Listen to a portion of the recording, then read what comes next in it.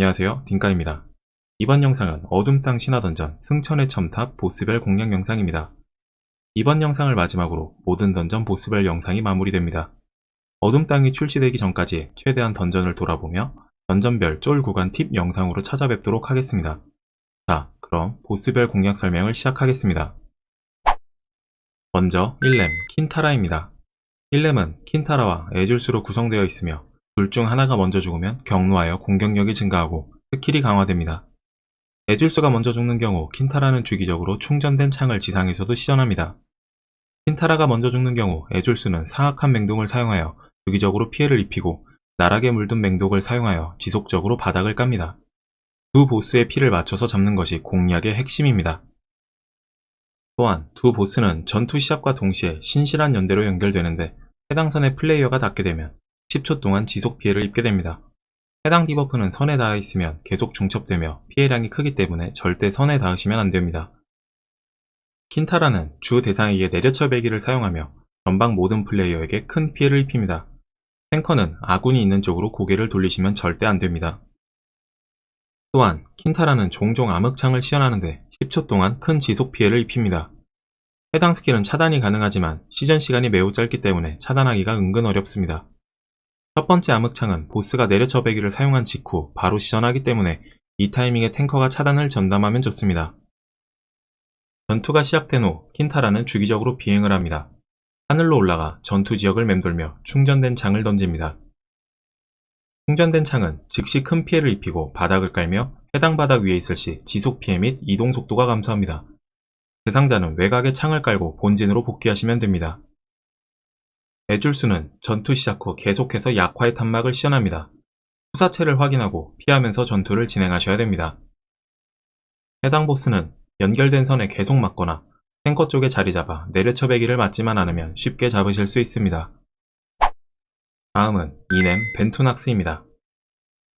벤투낙스는 일정 간격으로 어둠의 걸음을 시전하며 즉시 암흑 회오리를 남기고 대상에게 20초간 지속 피해를 입힙니다. 해당 피해는 매우 아프기 때문에 힐러는 포커싱을 하여 힐을 주셔야 됩니다.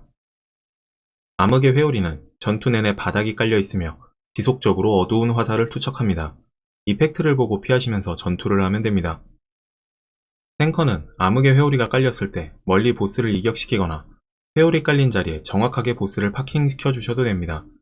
다만 한 점의 회오리를 깔게 되는 경우 근접 딜러들의 난이도가 많이 올라가기 때문에 가능하면 멀리 빼주시는 걸 추천드립니다. 보스가 눈부신 섬광을 시연하면 전방 부채꼴 범인의 플레이어를 기절시킵니다. 만약 탱커가 이를 맞게 되면 3초간 2억 글자를 공격하기 때문에 탱커는 절대 맞으시면 안됩니다. 또한 지속적으로 재충전을 시연하는데 기존에 깔려있던 암흑의 회오리가 강화되어 투사체를 더욱 많이 투척합니다. 이펙트를 보고 피해주시면 됩니다. 해당 보스는 스킬은 단순하지만 전투 시간이 길어지면 길어질수록 회오리가 많이 깔려 투사체를 피하는데 많은 어려움이 생깁니다. 풀기와 블러드를 사용하여 빠르게 잡으시는 걸 추천드립니다. 다음은 3렘 오리프리온입니다. 오리프리온은 지속적으로 정화장렬을 사용하여 대상 및 8m 내 광역 피해를 입힙니다. 대상자는 본진에서 빠져 혼자 맞으시면 됩니다.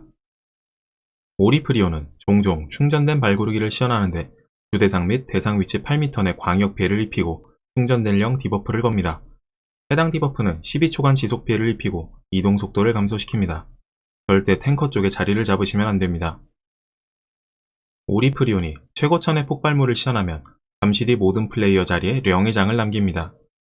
령의장은 위에 있을 시 가속을 감소시키고 지속 피해를 입히며 보스의 공격력을 증가시킵니다. 바닥이 깔리면 바로 보스를 빼주시면 됩니다. 오리프리온의 기력이 0이 되면 소진댐이 발동되는데 이때 보스에 받는 피해가 100% 증가합니다. 이때 쿨기를 켜서 딜을 해주시면 됩니다. 또한 기존에 깔려있던 령의장이 구체로 변환되며 보스에게 다가가는데 구체가 보스에 닿게 되면 광역 피해 및 보스의 기력이 5% 회복됩니다. 플레이어는 이를 몸으로 막아주셔야 되며 막을 때마다 작은 피해와 10초간 지속 피해를 입게 됩니다. 이는 중첩이 되기 때문에 혼자서 너무 많은 구체를 먹으면 지속 피해로 죽게 될 수 있습니다. 해당 보스는 바닥을 잘 깔고 구체를 다같이 나눠 먹기만 한다면 어렵지 않습니다. 마지막으로 막렘 대보스입니다. 보스는 종종 돌파를 시전하는데 대상을 바라보고 잠시 뒤 돌진하며 이동 경로상에 큰 피해를 입힙니다. 돌진을 시전하는 순간 경로상에서 모두 벗어나시면 됩니다. 보스가 잃어버린 확신을 시전하면 2명의 플레이어에게 디버프를 걸며 15초간 지속 피해를 입힙니다. 디버프가 만료되거나 해제를 하면 잔존하는 의심의 웅덩이가 깔리며 해당 바닥 위에 있을 시 10초간 지속 피해를 입게 됩니다. 해당 디버프는 중첩이 되기 때문에 빠르게 바닥에서 나와주셔야 됩니다.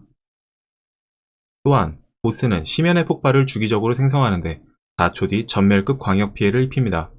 이는 심연의 폭발이 생성되기 전 깔리는 집정관의 보루 바닥에 들어가면 피해를 90% 감소시킬 수 있습니다.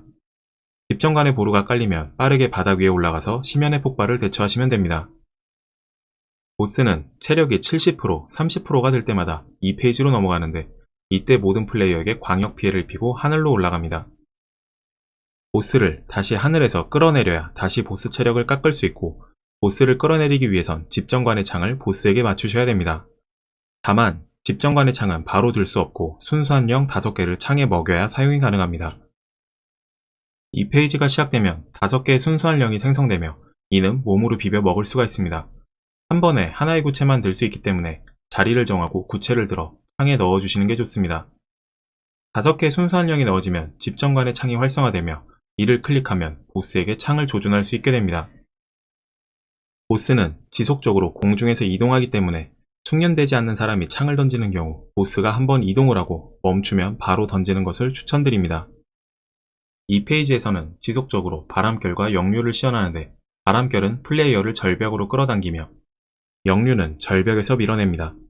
해당 스킬은 반대편으로 이동하면서 저항하시면 됩니다.